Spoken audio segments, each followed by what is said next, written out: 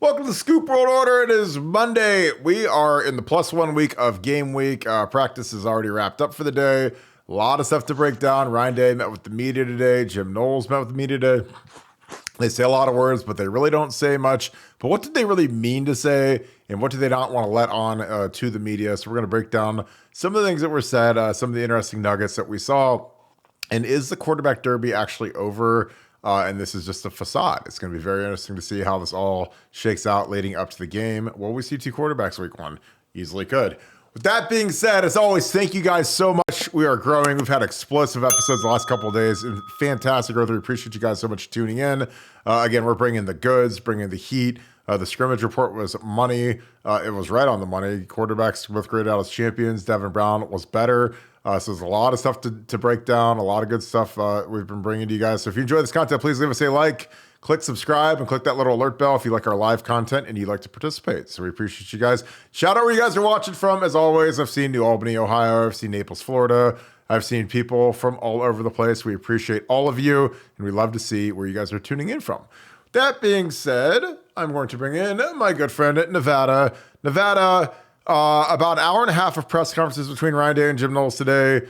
I don't know if I learned anything other than just a lot of pablum and words, but what were your thoughts on what Ryan had to say today along with Jim Knowles? Well, first of all, the press conference, as you said in the intro, what you're looking for in the press conference is what he said and what he really wanted to say and what he meant to say.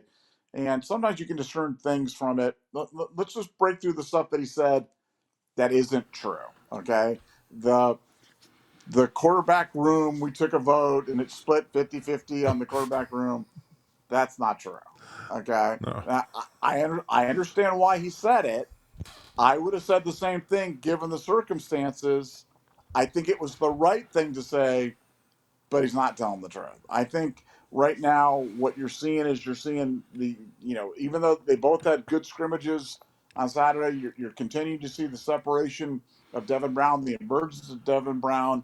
I mean, the one thing that people have to remember through the whole the whole fall camp has been the only position on the field that's not a game-like situation is the quarterbacks, because the quarterbacks are non-contact. Every other position is full contact, tackle to the ground, block the guy to the whistle, get called for penalties, referees throwing the flags. But the quarterbacks have not been allowed to go full contact. And so, because of that, you're only seeing a partial, a bit of Devin Brown's capabilities. Despite that, he's still kind of separated himself. I think he's the logical go forward type of starter. We've been saying that for a long time, that we thought he would take the final snap of 2023. The separations happened sooner than I thought. As for taking the first snap of 2023, as I sit here right now, I think just because of everything that's been going on in the media, in social media, on the air, I think Dave's going to start McCord.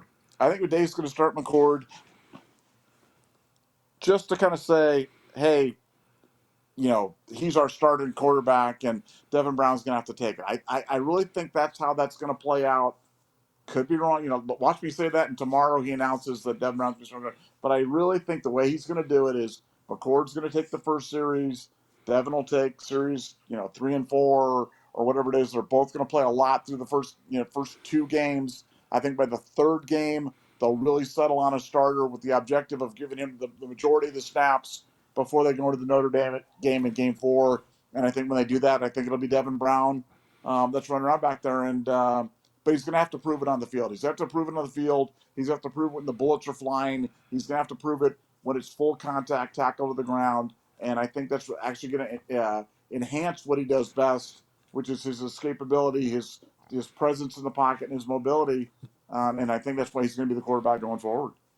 Yeah, I agree. I think that there's a good chance he starts Kyle McCord just because of seniority. Again, I've lived this, and we played Texas in 05. We started Justin Zwick over Troy Smith. Troy obviously was the Heisman winner the next year, dominant player. But, sometimes Justin did things right. Troy got suspended, so we're going to run with Zwick to open it up. And then we brought in Troy and we moved the ball a little bit better. But again, this is part of the keeping both guys engaged. I would have bet a humongous sum of money that they would not announce a quarterback today because there's really no advantage to announcing a quarterback. Like, I don't understand why people are like, are you going to name a starter? And I'm like, well, yeah, it makes him feel better, but it's harder on the defensive coordinator and the head coach in Indiana when you don't know if you're going to have a scrambling quarterback or a pocket passer. There's no benefit to announcing it early so that someone can prep and watch the old spring game tape or whatever. And I'm sure they're preparing for both because I think most teams expect to see both, especially early in the season. But I would keep this thing going as long as possible. This is a week where it's a blend of not camp, but it's a little more physical right now. I'm sure they started Indiana prep. Indiana is not like getting ready for Notre Dame. If this was playing Notre Dame week 1 like last year, it's full on Notre Dame prep, but you can scrimmage a little bit longer. When you open with 3 cream puffs, I mean, you can let it go a little bit longer. You can kind of carry camp into the season. Again, that's a big thing Jim Tressel's big on is if we didn't open with a big team or we weren't playing Texas week 2, he was going to put the screws to us and keep us kind of beating each other physically and getting after a little bit just because, you don't get ready for that first big game when you got to play Notre Dame week 4 by just getting ready for, Indiana, Youngstown State, and Western Kentucky. You have to actually like go against the good players and do good on good. And again, I just think that you want to keep these quarterbacks engaged as long as possible, man, because the second you give one of the guys the crown and they get to be the starter, they get to take that first snap, the other guy is going to feel slighted. And that's just natural when you're in a position battle. I mean, I remember I was in a right tackle battle, which isn't anywhere nearly as exciting as a quarterback battle. But, when I wasn't named the starter, it was disappointing and frustrating. But you just got to kind of roll with it. You got to just keep going. And, there's no guarantee that whoever's named the starter is going to be some dominant force of nature like CJ Stroud turned into or Justin Fields turned into. They could stink it up. And then, that second guy better be ready to rock and better not keep his head down for too long. Nevada, we had that, he basically said that the O-line is pretty much solidified. Carson Hinsman wins the center job over Victor Cutler. Josh Simmons is the left tackle. What do you think of the O-line now that it's solidified? I like it. I think that the way the schedule sets up is fantastic because they've got kind of like a medium speed type team and they've got 2 lesser teams to get ready before Notre Dame. What do you think of the offensive line in coordination with the quarterback derby? Well, I think, Dave is, trying to link those two. And I think, he expressed kind of, I would say, surprise that the O-line was as advanced as it was. And I think a lot of people were concerned about the O-line, heading into the season with 3 guys going to the NFL early, 3 guys that are actually balling out in the NFL. So it shows how good of college players they were. But no, I think that he's pleased with what he's got. I think he's pleased with his transfer portal guys on both sides of the ball. But the good news about the offensive line right now, the bad news was the chaos of the moving guys up and down the depth chart all over the place. The good news is they've got lots of flexibility. They've got guys that have repped in a lot of different spots. And, if a guy struggles, if a guy's sick, if a guy's injured, if a guy's hurt, whatever it might be, I think they've got a lot of different options. They're probably 10, 11 dudes deep on the offensive line. So I think the concerns about the offensive line have been overblown. Do I expect there to be growing pains of the line? Yeah, of course. Whenever you lose 2 starting tackles that have been multi-year starters for Ohio State, guys that are high draft picks in the NFL, it's not going to be seamless. You're not going to just step in and guys are just going to just wreck things. But I've asked this question many times, haven't got an answer yet from anybody that I can really depend upon. But when's the last time we had a bad offensive line? We worry about it a lot. We talk about it a lot. We use up a lot of valuable oxygen discussing it, and millions of pages of message boards and type and social media posts and blogs and all sorts of things about the offensive line. But when's the last time we had a bad offensive line? I mean, I literally can't remember, and I've been covering this for a very, very long time. So I think this year will be no exception. I think it'll start off. It'll be a work in progress to begin with, but I think by the time they start cooking, it's going to be one of the best offensive lines in the country, and as it usually is. So I'm very comfortable with that. Yeah, I got some Jimmy Simmons film on from his San Diego State days. Yeah, to me, when people get concerned about the second team offensive line, I say, okay, do you watch NFL football at all? And people invariably say, yes, I like the Browns, the Steelers, the Bengals, the Dolphins, whoever. Okay, when you watched a preseason football game and all of the if you're a Browns fan, Joel Patonia doesn't play, Wyatt Teller doesn't play, Jed Wills doesn't play. All those guys are bench, or back in the day, Joe Thomas doesn't play, and they've got the second string in, and they look like trash. Do you get all a bunch of anxiety and stress and, oh my God, how are we ever going to be able to do anything? Or are you going to be like, well, those guys probably aren't going to play anyways, and if they do, it's because Joe Thomas got hurt and he never gets hurt, or whatever. So people get all obsessed with like the second team backup offensive line, and in the portal era, I just don't care anymore. I mean, guys can come and go as they please. We had 3 guys declare early. 2 of them are third-year guys, which is exceptionally rare in the history of Ohio State football to see a third-year guy leave early. Michael Jordan did it. Orlando Pace did it. But there's just not many guys that are on the offensive line leave after 3 years. It happens on receiver, defensive end, corner. That happens all the time. But O-line, different animal. It's tough. And those guys they're really doing well. Luke Whippler's the highest graded center in the NFL through the preseason. DeJuan's playing great. Obviously, Paris will be the starting right tackle week 1 for Arizona. So those are massive shoes to fill. And I think we're doing a nice job with it. I think that, what it comes down to a lot with the offensive line, when you have a young, inexperienced line, a lot of guys playing new positions. Carson making his first start at any level at center. Jimmy has never played left tackle in a game before. There's going to be growing pains, but Ryan Day and Brian Hartline can negate a lot of that by just protecting these guys. Short throws, run the ball, play action, put a tight end over the side of whatever tackle's weaker with the pass pro. Have a back chip, if they like chips. I hated chips because a lot of our backs I played with were terrible at chipping, and it almost was a hindrance. I tell them to stop chipping. But, there's a lot of ways where you can help these guys and not just be an empty, 5 wide or 4 wide with a back in the backfield where you kind of leave them hung out to dry more. I think that if you protect them early in the season, as they grow, as they get experience, as they get confidence in their pass protection, then they'll be ready to rock when we need them in Camp Randall and some of these loud stadiums, Ann Arbor, the really loud stadiums that we're going to see later in the season. Nevada, we also had Jim Knowles today. I know that you're the engineer of the Jim Knowles freight train that is rolling along the tracks. He said Jack Sawyer is a dominant player and has been a dominant player all of camp. That's a guy that we've been buying stock on for, 8 months, because I thought Jack was going to really take his game to a new level now that he's a hand on the ground defensive end again. Was there anything interesting that he said? It's something that piqued my interest. Is something that you've been saying a lot, is that we are playing Jordan Hancock and some of these corners at the slot, at the nickel spot. But what were some of your thoughts on what Jim Knowles had to say? Well, I just think, for people that don't like Jim Knowles, go listen to Jim Knowles talk. I mean, this guy's he's big on accountability. He's never pointing fingers. Whenever anything goes wrong, he takes it upon himself. Says he should do a better job. I mean, he's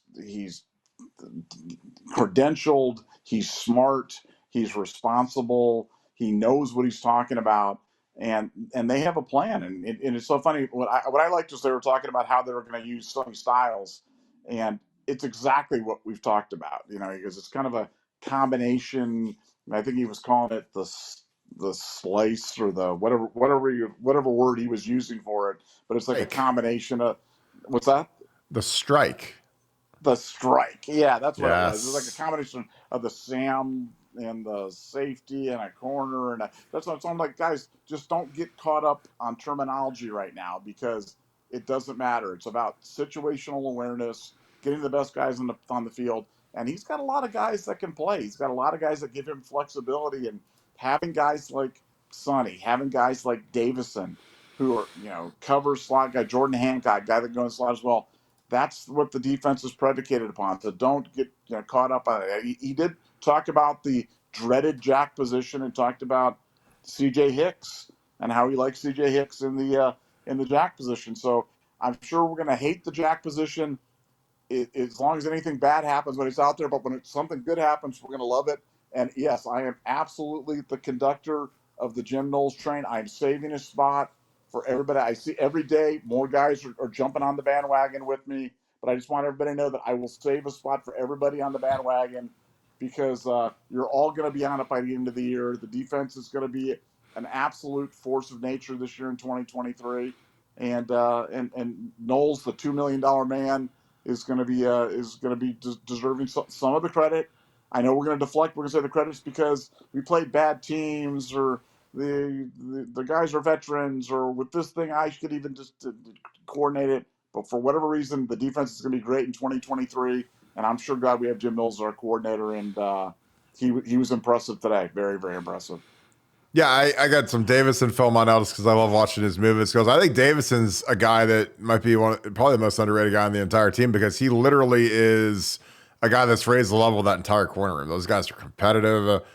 He's a lanky guy. He's not scared of Marvin. He goes against Marvin as much as humanly possible, from what I've been told. And I'm telling you, man, if you're not scared of Marvin, you're not scared of anybody.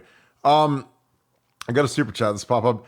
I have not heard anything on Reed or Gabe Powers. I know they're running with the threes right now behind, behind CJ Hicks, behind Cody Simon. They have to make an impact on special teams this year. I mean, those are two guys that they're really athletic. When I talk to people that are in the strength staff, they say these guys can fly, especially Reed. Like the quote was, he can float, which means he's one of the fastest guys on the team for his position. Obviously, he's not going to outrun, one of our smaller receivers or, one of those guys. But for his size speed combo, he's exceptionally explosive. And again, they tried to make him into a tight end, like a fullback-ish Mitch Rossi type guy, and he didn't want to do it. So, but now I think that he's into, I believe year 3. It's it's kind of go time to get cranked up. Obviously, Gabe Powers only in year 2. He came out with CJ Hicks, but the big year for these guys. They got to make a big impact on special teams. So appreciate the super chat. Any of you guys that ever have a super chat, they get answered immediately. So go ahead and fire those up. But thank you for that. I think that the jack position is going to be really interesting. I think that if you're Jim Knowles, it doesn't hurt to talk about it so that Indiana has to prepare for it a little bit, because if everyone thinks it's dead and Larry Johnson thinks it's dead and everybody thinks it's dead, it's one thing. But if all of a sudden you've got Jim Knowles talking about it, and Mitchell Melton and CJ Hicks running it, then they got to get ready and they got to run some scout team work against it, because it is kind of funky. It's an odd look, a 3-down look. It's not something we've traditionally run at Ohio State in a long time. So again, I like giving when there's no film on you from this year and a bunch of players this year, it helps to keep some of that stuff alive. I also thought it was really interesting that he talked about Tylan Malone and the impact he's made. The defensive tackle thing is so important. People don't realize defensive tackle might be the hardest position to play in football, just because you get absolutely hammered constantly in the Big Ten. I mean, you're getting double teamed, you're getting rolled up on. Every play is a massive collision for you. So those guys get beat up, so you got to have 4, 5, 6. It was great hearing good stuff about Hero Canoe. I've heard great stuff about Hero. I love Hero. I hope he has a big year because we're going to need bodies. I mean, guys get dinged up at that position. By the end of the year, man, those guys can barely walk because they've absorbed so many double teams. So, Mike, if you just look at camp, I mean, Mike Hall was dinged up. Tyleek was dinged up. Ty Hamilton must be Superman because he's the one guy that really wasn't dinged up, or at least he wasn't missing any action. I'm sure he was, dinged up and hurt or whatever. And then Tylan Malone, getting him was, I'm telling you, like our transfer portal efficiency seems to be pretty unbelievable, considering we could have a starting left tackle, a starting corner, and a guy who's probably our 3rd or 4th defensive tackle coming out of camp. I think that's just absolutely tremendous. Nevada, was there anything else you gleaned from Ryan Day? Obviously, the quarterback thing is at the tip of everyone's tongue. I think that this thing's going to go on for at least another week. I don't know if we're going to announce the quarterback before the game until the first guy takes the first step. I mean, if I'm Ryan Day, there's no reason I'd announce it, because you don't owe it to anybody. I mean, you could privately on the Friday walkthrough tell Kyle or Devin that they're going to be the starter and they're both going to play, but do you think we see an announcement for a quarterback, or do you think that they just drag this thing on as long as possible? I think they'll do the 1-1A type of thing when they finally do release a depth chart with the at the quarterback position. I see no benefit in terms of doing it. And also, you have to remember when this stuff happens. You brought this up on our last podcast, and I thought it was a really underrated point. But you go out there with reports that Devin Brown's the chosen one or the quarterback, then what does that do? When the McCord family lights into Ryan Day about, hey, this quarterback derby's over. You're telling people that Devin's going to be the quarterback. It just creates bad feelings all the way around. And I think the best thing they can do is try to keep this thing under wraps. And again, I think because of the outcry, because of the stuff with social media, which is really the impact of social media on sports in 2023, I think it's more likely that McCord takes that first snap. I don't think Day's going to want to dance for the man and give Devin Brown give people the satisfaction of seeing Devin Brown get that first snap. I think it's going to be McCord, and I think they're both going to play liberally. But I think once they both play, while we're rooting for both of them to do good, I think that the differences in their game will become readily apparent. The larger the sample size we can get on their play, because they are very different types of quarterbacks.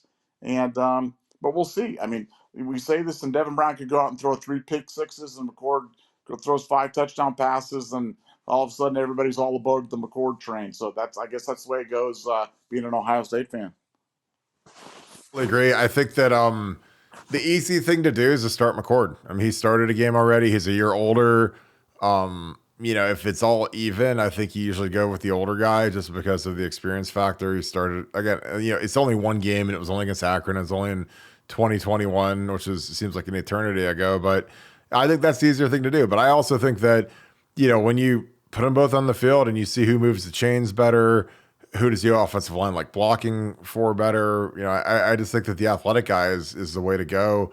Because when it gets a little harder and it gets loud and you're playing on the road and your tackle gets smoked, you're playing like a real pass rush, you got to be ready to roll. And if Devin his escapability is a plus, then that's something you got to consider. And again, I always feel like these quarterback competitions, when they are in the black jersey and it's non-contact and they're never live until the first game, it hinders the evaluation process in that you don't see the true escapability. You don't see, what was that really a sack? Was that not really a sack? Because when you don't tackle to the ground, and again, I'm not advocating for that just because, the injury risk is so severe. But, again, back in the olden days, 20 years ago in 2003, when we had scrimmages, when we had Krenzel, McMullen, Zwick, and Troy Smith, like Krenzel and McMullen were the only guys that got the black jerseys.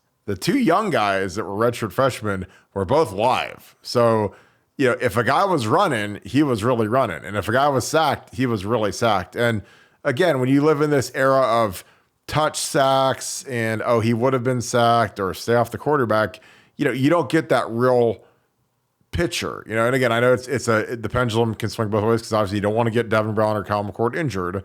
But, there is a benefit to the guys being live. I think it benefits the offensive line because, again, the offensive line has to deal with the anxiety of, hey, if I get beat, my quarterback's getting smoked. So that adds a whole nother layer to the cake when you're the guy blocking. So you're like, man, if I give up a sack, man, it could be a sack fumble. It could be, and we had that. It's funny, our jersey scrimmage, our final scrimmage of camp in 2003, they ran a corner blitz. I'll never forget this. And the O-line didn't get it. And we had enough guys to block it. And Chris Gamble came off the edge and killed our quarterback. Because I think I don't know if Craig was live or if he just swatted the ball away. And it ended up being like we lost the scrimmage on a defensive touchdown. I mean, it was crazy. And, that was Will Smith and all the big dogs, Darian Scott, Tim Anderson. I mean, that was a loaded defense. But I remember Gamble came off the edge and we didn't see it. And he got the ball, and it was, it was curtain call. I mean, because once he got the ball in his hands, it was over. But that's just something that'll be interesting to see when they do have to go live, which is the first game, to see does it make a difference? Is Devin Brown going to step up and scramble? Will Kyle scramble? Again, he's not, Justin Zwick was a good athlete. He wasn't as good of an athlete as Troy, but Justin could scramble. I mean, he didn't run like a 5.8 40, like he wasn't lead foot. So, it's always interesting to see how these guys can produce when the pocket isn't perfect. And that's something that I think CJ Stroud, he's blessed to obviously have Laramie Tunsil and Titus Howard. He has 2 phenomenal tackles, especially Tunsil is probably a fringe Hall of Fame type tackle. But, last year when you have DeJuan, Luke, Paris, and you're playing in the Big Ten. So you're not playing against the AFC West or Central or whatever. I mean, when you're playing in the Big Ten, and you have Paris and Dwan. Nobody's getting around those guys like ever. I think that they combined gave up 2 or 3 sacks for the year, and that's like unheard of in pass protection as often as we throw the ball. So it's gonna be really interesting to see how these guys do when the bullets are live. Nevada, were there any other positions? They didn't talk much about running back. I know Trey has been phenomenal in camp. He's in ripper shape. He is in contract mode year. He wants that Bijan type season. I don't know if he'll have enough touches to get the Bijan type season. Are there any other guys that piqued your interest that were talked about today or that you've heard about during camp? Because I think Trey's the guy that people are just really sleeping on for whatever reason. He was injured last year, but I think he could have a monster year. But anybody else?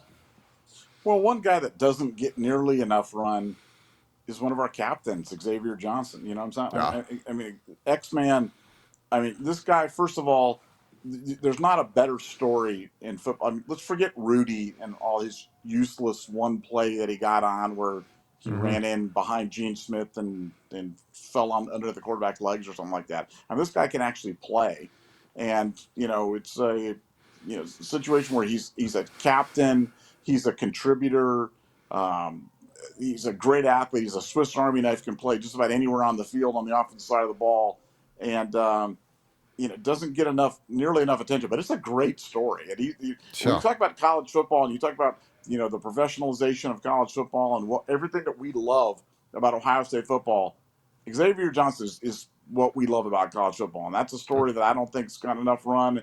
And, for the fans, watch when he's on the field because he's always doing little stuff. He made some humongous plays last year in limited snaps. And I think he's going to have a big impact this year on an Ohio State offense that's, it's got plenty of playmakers, but he'll make plays when he's out there, and he'll encourage other guys to make plays when he's not, and that's what you want in your captain. So Xavier Johnson's my pick for underrated player of the year. Yeah, it's just weird because, he's a captain, and he's a guy that a lot of people sleep on just because they go stargazing and they look at Julian Fleming, they look at Jaden Ballard. Obviously, this new crop of freshmen are unbelievable with Tate Ennis, the Rogers brothers, even though they're not related. You've got this crop, but, when you watch that Georgia game, for one, they put him at tailback, and then he runs right past their safety or I think it was their linebacker that tried to stay with him. And this is a guy who is a walk-on, so he doesn't get the credit he deserves, but he plays like a 4-star. He plays like a really good guy, and he's a matchup nightmare because, again, you can put him at tailback, and he can run routes, which is terrifying. He's like a Chimera, Jahmyr Gibbs. Obviously he's not to that level athletically in terms of his burst, but he can separate out of the backfield, and that's a major weapon. And I frankly, it's hard to be critical of the offense because the offense has just been so overwhelmingly good under Ryan Day. But I think if there's one thing we could do a little bit more, it's throw the ball to the running backs a little bit, which is tough when you've got Marvin Emeka, you've had Garrett, Olave, Jackson Smith, and Jigba. But we've got guys that can catch it and go with it, and I think Trey's a guy that's an underrated receiver. I think that, you put X back there, he's a difference maker. And I love kids like this. I love kids that they've done it all. I think this is his 6th year, so he's been here for a long time, but he's just a great kid. And again, I'm always happy when we get a guy like this to be a captain because it's so rare, especially since they cut it down to 3 this year with just Tommy, Cade, and X. And I think that that's a great number. I think 3, 4, at most 5 is the best. But I think that when you have fewer captains, it just means that you have better captains as opposed to years when we've had 10 guys be captains and then all of a sudden you don't really have any captains because it's everybody has a say. And I'm not against everybody having a say. And even if you're not a captain, you can still be a great leader. But at some point, your captains have to be guys that are really good players and they're vocal and they're tough and they're the standard bearer. They're the tone setter. And it's not for everybody. It's hard. I obviously, playing at Ohio State, I wanted to be a captain. I was voted a captain, but it's a giant add to your plate when all of a sudden you're a captain because you're the guy, you're the standard. They can't look at AJ Hawk anymore. AJ's gone, Troy Smith's gone, and they're looking at you now, and you got to be on point all the time. Where before, when you're not a captain, you're just kind of, you're just all about you and all about doing your thing and making sure that your game is good and tight and crisp, and you're just worried about grading out high for yourself so that you can be the best you can be. But when you're a captain, man, it's like every little thing is watched, and every little thing you do is watched. So I'm excited for Tommy and Cade. Obviously, they're back-to-back captains, which is huge. But I'm really excited for X. I think it's an excellent move by the team and by Ryan. And again, when everything was on the line last year, he's the guy that we threw the last ball to. X, not Jaden Ballard, not any of the other guys. Marvin was knocked out of the game, obviously. Not Emeka. We threw our last ball of the year to X. So it shows you what the offense thinks of him, because when we needed it in a game that could have won the national championship, we're throwing it to him. I think it can wrap this, Nevada. Any final thoughts on the press conference? It was a really good press conference. Obviously, we got Edric Houston tomorrow. That'll be a big one. But any thoughts as we kind of go into the night? We had the press conference today. These guys get a full week of prep in. They'll probably get at least Sunday off, maybe Saturday too. Go home, watch their high school football game. And then the game, then it's go time. So any final thoughts? Well, just again, remember, these players aren't robots. We talk about that all the time. And, Ryan Day pointed out today about, what a good soldier McCord's been here for the past couple of years, patiently waiting his time, and stuff like that matters. Like, people don't want it to matter. People are like, no, just, let's cast him aside and go on to the next shiny toy. But when you've got a guy that's been a good soldier, been a good leader, on thing, kept his mouth shut, worked hard, waiting for his time, man, give the kid his chance. I mean, he could turn out to be great, because practice performance does not necessarily equate to game performance. And as good as Devin Brown has been in practice, we're yet to see him in the games. Let's wait to see him in the games. Then we can all make our decisions based on what we see there.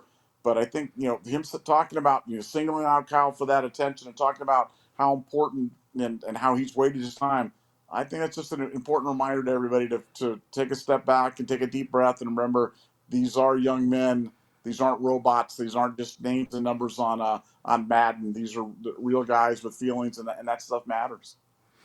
Well, yeah, and I think that, when you're Kyle McCord, it's hard because everybody presumes that you're the guy. You're the guy that started a game. You're the guy that's been here a year longer. So it has to get exhausting when you're Kyle McCord, and everywhere you go, and everywhere your family goes, and everywhere your high school coach goes, they say, ooh, Kyle's going to be the guy this year. Ooh, the last few guys that we've had have gone first round. Ooh, top 15, top 20, 3 and out guys. We've had 3. That's the other thing, is like he's of the age where he could declare if he has a huge year. And you're 3 and out. That's what CJ did. He was redshirt sophomore. He was out the door, Haskins, redshirt sophomore, out the door. Justin Fields, true junior, out the door. And drafted high, and life has changed once you go top 20 in the NFL draft. You are now the guy. You're the face of a franchise, and that's what the expectation is. Especially when you look at the toys and the weapons, and you got Marvin and Emeka out there, and you got Trey to hand it to. That's the best trio in the entire country by far. There's nothing even close to having that trio. Then you throw in Cade, who's a top 5 tight end. It's sick. It's silly. And then you start off in the Big Ten. You're not playing in the SEC, so a lot of pressure on Kyle. And again, I think that he's handled it admirably. I think that it's an extremely difficult situation just because the expectation under Ryan Day for quarterback play is so ridiculously sky high now that it's almost unattainable.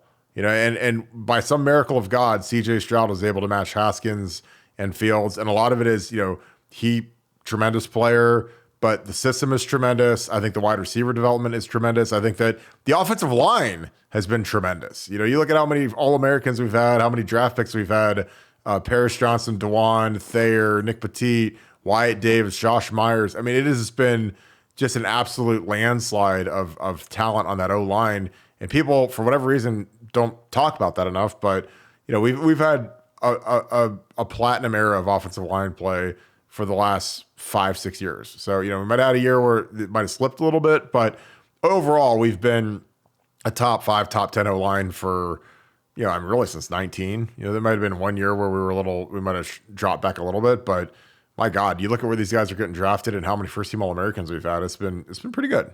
So, any final thoughts, Nevada? Again, I know that was a long diatribe on McCord, but I'll let you get the last word in and we'll wrap this thing up. Yeah, no, I echo your words. Love the choice of captains this year. I've never been a big fan of captains that don't play, and I like, Cade and X and Tom. They're all war daddies. They'll all play, and they'll sometimes less is more, and three's the perfect number as far as I'm concerned. So real excited about the captains.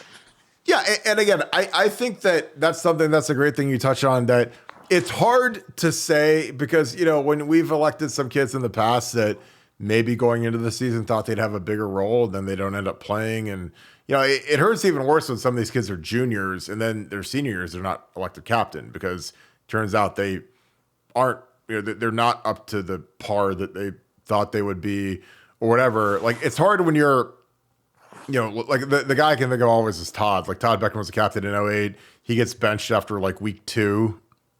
That's hard. And Todd's a great kid, great friend. He was my quarterback in 07. He was all Big Ten in 07. But man, when you're a captain and you're not playing, it's hard to be a leader, if you're not out in the field with your guys. It's kind of like the old Patton thing. Like he wasn't sitting in Washington, D.C., on a conference call making calls. He was out in the field, and it's kind of what it's like. I mean, the easiest way to be a great leader is play great. Like AJ Hawk was a fantastic captain, wasn't a real talkative dude, but he was grading out 97%, 95%, 98%, national player of the week, should have won the Butkus, won the Nagurski, I think. I mean, that's the kind of captain, like James Laurinaitis, one of the finest captains, one of the greatest players in Ohio State history. Every week you could count on him as a grading out as a champion, grading out as a winning performance, whatever you want to call it. And that's kind of the key to being a good captain. Like I always tell guys, I'm like, look, being a captain's great, but if you go out there and stink, no one's going to listen to you when you have to kind of raise it up and get people ready to go. Because not everyone's as motivated. Sometimes you got to be a little brash and a little loud to get some guys that are a little less motivated to do their jobs correctly. And that's something that's different for people. Well, we are going to wrap this show up. Again, we appreciate you guys so much. This has been a fantastic run. A lot of growth. Thank you to all the regulars, Mello, Brass Tacks. I see you guys in here. What's up to my guys? Appreciate you guys as always. If you enjoy this content, please leave us a like, click subscribe, and also click that little alert bell. We are going to be on here a lot. Obviously, it is the season. It is go time. We're super excited about that. And we absolutely love kicking it with you guys. If you could, shout out where you're from. I love hearing where you guys are watching from. It's always my favorite. And if you guys want the best companion there is for Ohio State football, got to join BuckeyeScoop.com. Our message board is absolutely crazy right now, cranking along. New threads, new topics. It just never sleeps. It's unbelievable. We have such a great group of people on here. We'd love for you to join. So consider joining BuckeyeScoop.com and maybe bring a friend or two. So we'd love to see you guys. The more, the merrier. We appreciate you guys. I hope you guys have a great rest of your day. Thank you so much, Buckeye Nation, and thank you, Scoop family. I'll talk to you guys tomorrow. Go Bucks.